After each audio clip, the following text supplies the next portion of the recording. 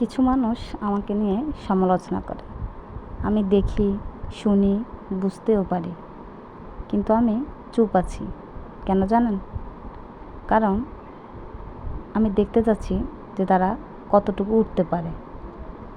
একটা সময় উঠতে উঠতে তারা এমন একটা পর্যায়ে আসবে যে তাদের ডানা আমি ছাটানোর দরকার হবে না, এমনিতে তাদের ডানাগুলা পড়ে যাবে। তাই বলছি, আমার পিছনে না লেগে নিজের চরকায় তেল দে। আমি যদি একবার রাগি তাহলে তোদের চাপার দাঁত একটাও থাকবে না। আমি দুর্বল নই, ভদ্রতার খাতিরে আমি চুপ আছি। তার মানে এই নয় যে আমি কথা বলতে জানি না। আমি জানি, কথা বলতেও জানি, কার সাথে কী বলতে হবে সেটাও জানি, কিন্তু আমি চুপ আছি। দেখতে চাচ্ছি যে তোরা কত দূর উঠতে পারিস। বেশি উড়িস না, সেটা কিন্তু বেশি ভালো হবে না।